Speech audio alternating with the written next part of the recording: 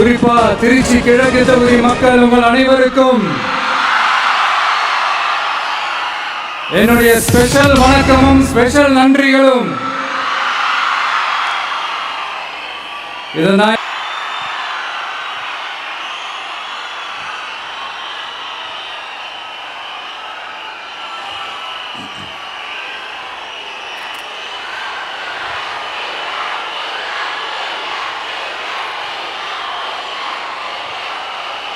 என் நெஞ்சில் குடியிருக்கும்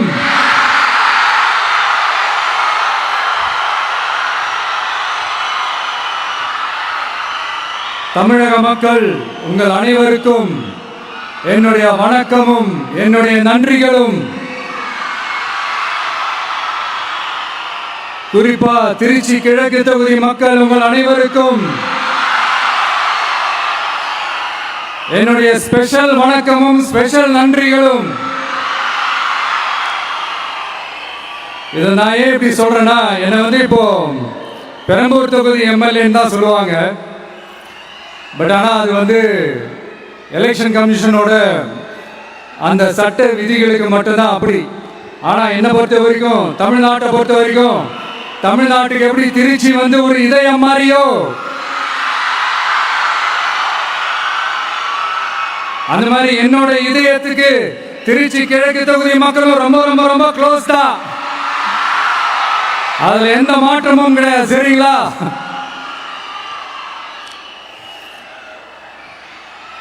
ஆட்சிக்கு சில வாரங்கள் கூட ஆகல. 6 மாசம் அமைதியா இருப்போம்னு சொன்னவங்களாம் 6 நாள் கூட அமைதியா இருக்க முடியல. ஆட்சிக்கு அரை மணி நேரத்திலே ஆரம்பிச்சிட்டாங்க. பாவம், ஒரு கல்யாண வீட்டுல எல்லாம் போய் புலம்பிட்டு இருக்காங்க. நான் சொன்னதெல்லாம் நடக்குதா? 1 by 1 எல்லா புலம்பல்ஸும். அது மாதிரி இத்தனை வருஷமா மாத்தி மாத்தி உங்களை ஏமாத்திக்கிட்டு இருந்த இந்த 2 பேரையும் வேண்டாம்னு சொல்லி ஒதுக்கிட்டு உங்களுக்காக உண்மையா உழைக்க வந்த உங்க விஜய, உங்க அண்ணன, உங்க தம்பிய முதல் அமைச்சரா இல்ல முதல் சேவகனா ஆக்கியிருக்கிறீங்க. தலை வணங்கி ஒட்டுமொத்த தமிழக மக்களுக்கும் இந்த நேரத்தில் என்னுடைய நன்றியை தெரிவிச்சுக்கிறேன். இந்த நேரத்தில் எங்களுக்கு ஆதரவு தெரிவிச்ச அத்தனை இயக்கங்களுக்கும், அத்தனை இயக்கத்தின் தலைவர்களுக்கும் மீண்டும் என்னுடைய நன்றியை தெரிவிச்சுக்கிறேன்.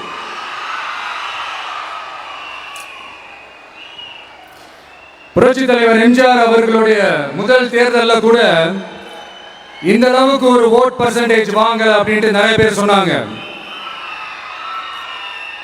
ஆனா நீங்க டிவி கேட்க அவ்வளவு நீங்க ஆதரிச்சிருக்கிறீங்க. நான் எம்ஜிஆர் அவர்களோட எல்லாம் நான் கம்பேர் பண்ணல. எம்ஜிஆர் தான். ஆனா நாம பெரியார், அண்ணா, எம்ஜிஆர் அவர்கள் வழியில ஒரு அன்பா உழைக்க வந்த உங்க விஜய், அவ்வளவுதான். 1977 நீங்க போடாத ஓட்ட 2026 நீங்க போட்டிருக்கிறீங்க.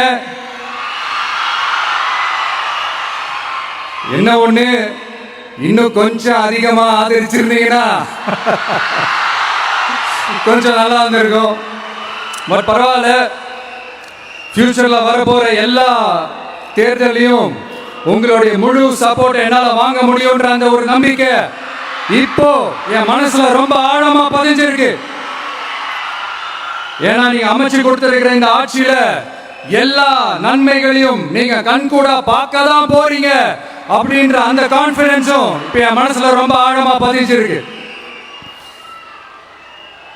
யார் எந்த நிலைமைக்கு எந்த பொசிஷன்ல போனாலும் இந்த கிண்டலும் கேலியமா பேசுறது இருக்கதானே செய்யும். நம்மளை பத்தி, நம்ம அரசியலை பத்தி, நம்ம பேச்சை பத்தி இந்த கிண்டலும் கேலியமா பேசிட்டு தானே இருப்பாங்க. அவங்க எல்லாருக்குமே என் சைட்ல இருந்து ஒரே ஒரு ரிக்வெஸ்ட், தயவு செஞ்சு நிப்பாட்டிடாதீங்க. தயவு செஞ்சு கண்டினியூ பண்ணுங்க. நீங்க தான் என்னோட எனர்ஜி ஃபோர்ஸ். நீங்க பேசிக்கிட்டே இருங்க. நான் மக்களுக்கு தேவையான நல்லதை செஞ்சுக்கிட்டே இருப்பேன். அடுத்து இப்ப நம்ம புதுசா அந்த சூட்லாம் போட்டு வரோம்ல, அதை பத்தி கூட நிறைய பேர், ஏன் நாமெல்லாம் கோட் சூட்லாம் போடக்கூடாதா? அதிகாரம் செய்யறவங்களும் ஆதிக்க சக்திகளும் மட்டும்தான் கோட் சூட்லாம் போடணுமா? அப்படிலாம் எதுவுமே கிடையாது. நான் என்ன கலர் கலரா போட்டு வரேன், ரெண்டே கலர், நம்ம எல்லாரும் மனசு மாதிரியே பிளாக் அண்ட் ஒயிட். எல்லாத்திலும் பிளாக் அண்ட் ஒயிட்டா இந்த விஜய் இருப்பான் அப்படின்னு காட்டுறதுக்கு தான் அந்த கலர்.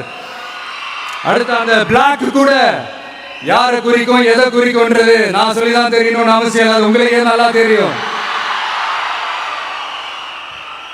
எல்லாத்துக்கும் இப்படி வழக்கம் சொல்லிக்கிட்டு நசன் பேசுற டைப்பும் நம்ம கிடையாது, உங்களுக்கே தெரியும். அதிகபட்சமா எல்லா மீட்டிங்லும் 20 நிமிஷம்குள்ளதான் நான் பேசியிருக்கிறேன். அதனால இப்ப மக்கள் என்கிட்ட என்ன சொல்றாங்க அப்படின்னா, இந்தப்பா விஜய், நீ எங்களுக்காக உழைக்கிறதுக்காக வந்திருக்கிற, அந்த வேலையை மட்டும் பாரு, உன்னை பத்தி பேசுறவங்கள நாங்க பாத்துக்கிறோம் அப்படின்னு சொல்லிட்டாங்க. சரி, ஆனதாச்சு. இப்ப என்ன, உனக்கு எதிரிகளே இல்லையா அப்படின்லாம் கேட்டா, அப்படிலாம் நான் சொல்ல மாட்டேன், அப்படிலாம் நான் நினைக்கவும் மாட்டேன், அப்படி நினைக்கவும் கூடாது. இப்பவும் சொல்றேன், அரசியல் ரீதியா சொல்றேன், ரெண்டு பேருக்கு நடுவுல தான் போட்டியே. ஒண்ணு இன்னொன்னு, எஸ், ஒன்னு டிவிக்கு, இன்னொன்னு டிஎம்கே. இதுக்கு நடுவுல வேற யாருக்கும் எந்த வேலையும் கிடையாது. ஏதாவது இருக்குன்னு சொல்றீங்க? எலெக்ஷனுக்கு முன்னாடியும் அவங்களுக்கு ஒரு வேலையும் இல்ல, இப்ப எலெக்ஷனுக்கு அப்புறம் சுத்தம். ஆனா இந்த திமுகவும் மற்றும் பலரும் ஒன்னா சேர்ந்துக்கிட்டு இந்த விஜயோட ஆட்சி வந்துடக்கூடாதுன்னு சொல்லி ஒரு கூத்து ஒண்ணு பண்ணாங்களே, அந்த கடைசி 5 நாள், அடாடாடாடா, நமக்கெல்லாம் ஓஹோ இப்படியெல்லாம் கூட நடக்குமோ என்ன கூத்துங்கிறீங்க. ஆனா ஃபியூச்சர் என்னவா இருக்கும்ன்றத மட்டும் இப்ப நான் சொல்றேன். உங்களுக்காக உண்மையா உழைக்க வந்த இந்த விஜயா, இல்ல இந்த விஜயோட ஆட்சி அமைஞ்சிட கூடாதுன்னு தடுக்க நினைச்ச ஸ்டாலின் சாரா, அவ்வளவுதான். இதுக்கு நடுவுல வேற யாரும் எந்த அல்லு சில்லும் உள்ள வந்து நம்மளை தடுக்கிறதோ எதிர்க்கிறதோ ஏதாவது பண்ணாங்கன்னா நிர்வாகம் அதுக்கு பொறுப்பு இல்ல ராஜா, நிர்வாகம் அதுக்கு பொறுப்பு இல்ல. ரிசல்ட் என்னவா வரும்ன்றது உங்களுக்கே நல்லா தெரியும். நம்மளை ஏளனமா பேசுறதா நினைச்சு அவங்களுக்கு ஆப்பு வச்சுக்கிறாங்க. திமுக நம்மளை தடுக்க, திமுக நம்மளை எதிர்க்க, திமுக நம்மளை அவமானப்படுத்த அத்தனையும் நமக்கு நன்மையே.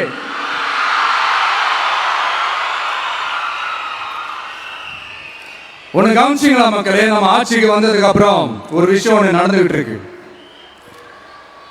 இது இந்த ஜென்சி தலைமுறையை அட்ராக்ட் பண்றதுக்காக இங்கிலீஷ் தமிழ் கலந்த அறிக்கை, அது சொல்ல வந்த நினைச்சீங்களா? அந்த காமெடி எல்லாம் கிடையாது. அடுத்து இந்த ரியாலிட்டியை மறந்துட்டு இந்த ரீல்ஸ் போடுறது, அது சொல்ல வந்தீங்களா? அந்த காமெடியும் கிடையாது. இது சீரியஸா ஒரு விஷயம் நடந்துகிட்டு இருக்கு. முன்னெல்லாம் சட்டசபையில யார் பேசினா நமக்கு என்ன, யார் அடிச்சுக்கிட்டா நமக்கு என்னன்ற கூட்டலாம், இப்ப சட்டசபையில என்ன நடக்குது, என்ன பேசிக்கிறாங்கன்றது ரொம்ப உன்னிப்பா கவனிக்கிறாங்க. கவனிச்சீங்களா? திமுக ஸ்டைலே சொல்லணும், ரீல்ஸ் போட்ட கூட்டலாம் இப்ப நியூஸ் பார்த்துக்கிட்டு இருக்கிறாங்க. அதுல நமக்கு சந்தோஷம் தான், பெருமை தான். நம்மளுடைய யங்ஸ்டர்ஸ், நம்ம பெண்கள் எல்லாம் அந்த அரசியல் என்னன்னு தெரிஞ்சுக்கணும், அந்த அரசியல் என்னன்னு புரிஞ்சுக்கணும்னு அப்படி ஒரு விழிப்புணர்வு ஏற்பட்டிருக்கு. அதுல எங்களுக்கு சந்தோஷம் தான். இதெல்லாம் யாரால நடந்திருக்கின்றது நான் சொல்லிதான் உங்களுக்கு தெரியணும்னு அவசியம் இல்லை, அது உங்களுக்கே நல்லா தெரியும். இப்படிப்பட்ட நம்ம தெய்வங்களை, இப்படிப்பட்ட நம்ம மக்களை தற்குறின்றது இன்னமும் சொல்லிட்டு இருக்கிறாங்க. நான் காஞ்சிபுரத்தில் சொன்னதான் இங்க நான் திரும்பவும் ரிப்பீட் பண்றேன். நீங்க தற்குறின்னு சொன்னீங்களே, அவங்க தான் உங்களோட அரசியல் வாழ்க்கையே ஒரு கேள்விக்குறி ஆக்கி இருக்கிறாங்க, கேள்விக்குறி ஆக்கிட்டாங்க, இன்னமும் ஆக்க போறாங்க. அன்னைக்கு நான் சொன்னப்போ சிரிச்சவங்களா இன்னைக்கு என்ன பண்ண போறாங்களோ? உண்மையை சொன்னாதான் அந்த கூட்டத்துக்கு கசக்குமே. உண்மையில நீங்க மக்கள் மனசை புரிஞ்சு வச்சிருந்தீங்கன்னா நீங்க இப்படி மக்களை தப்பாவே பேசிருக்க மாட்டீங்க. அது என்ன அப்புறம் அரசியல் புரிதல் இல்லாம மக்கள் நமக்கு ஓட்டு போட்டுட்டாங்களா? இந்த கவர்ச்சியில மயங்கி மக்கள் நமக்கு ஓட்டு போட்டுட்டாங்களா? நான் என்ன சரி விடுங்க.